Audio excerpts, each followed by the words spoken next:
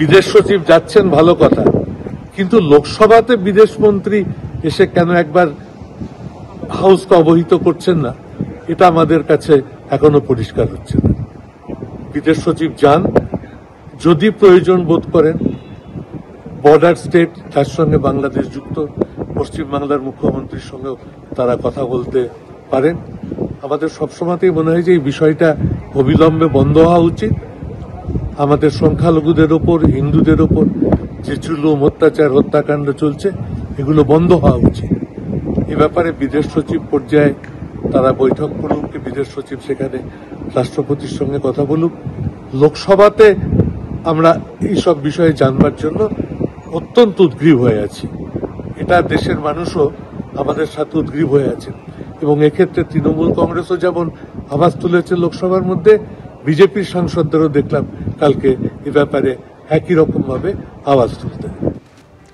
এবার কি আফগানিস্তানের পথে বাংলাদেশ? বাংলাদেশকে তালিবানি শাসনের ছায়া? নারী স্বাধীনতা খর্ব হচ্ছে শান্তি নোবেল জয়ী ইউনূসের জমানায়? গোপালগঞ্জে মহিলাদের বাজারে যাওয়ায় নিষেধাজ্ঞা, ফতোয়া জারি করেছে মৌলবাদীরা।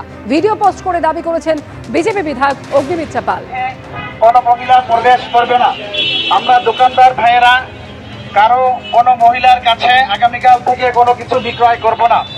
আমাদের দৃষ্টি আকর্ষণ করা যাচ্ছে, আগামীকাল থেকে প্রত্যেক দোকানের সামনে পর্দার ব্যবস্থা রাখতে হবে, এবং সেই পর্দা প্রত্যেক নামাজের সময় ঝুলিয়ে দিতে হবে। অর্থাৎ প্রত্যেক নামাজের সময় বেচা কিনা বন্ধ থাকবে। দোকানদার ভাইদের দৃষ্টি আকর্ষণ করা যাচ্ছে, আগামীকাল থেকে এই মার্কেট এলাকায় কোনো মহিলা প্রবেশ করবে না। যদি কোনো মহিলা আসে, বাংলাদেশে যেভাবে অশান্তি চলছে এবং যেভাবে হিন্দু ভাই বোনেদের মারা হচ্ছে, গতকাল একটি ভিডিও পেলাম, আমি টুইটও করেছি, যে বাজারে মৌলবাদী শক্তিরা তারা এসে বলছে, অ্যানাউন্স করছে যে কোনো মহিলা বাজারে বাজার করতে আসতে পারবে না। তারা যদি আসে তাহলে তাদেরকে বলে দেওয়া হবে যে তারা এখানে অ্যালাউড নয়। এ কোন বাংলাদেশ? এই বাংলাদেশের জন্য ভারতবর্ষের 17,000 সৈনিক তারা প্রাণ দিয়েছিল মুক্তিযুদ্ধের সময়। বাংলাদেশ সম্পূর্ণভাবে তালিবানি যে মানসিকতা, সেই মানসিকতা এবং ইসলামিক স্টেট বানানোর দিকে মোহাম্মদ ইউনূস সরকারকে মৌলবাদীরা তারা ওই দিকেই নিয়ে যাচ্ছেন, এবং আমরা এর তীব্র নিন্দা করি, তীব্র প্রতিবাদ করি। বিরোধী দলনেতা শুভেন্দু অধিকারী।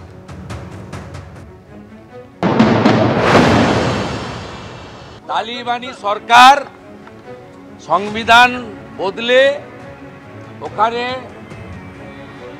ওদের যে পার্সোনাল ল আছে তাকে এনফোর্স করতে চাই। 1.5 বছর লেগেছিল 71-এ পাকিস্তানকে সরাতে। 5ই আগস্ট থেকে আজকে মাত্র 4 মাস। আপনি জানুয়ারির শেষ পর্যন্ত অপেক্ষা করবেন তো?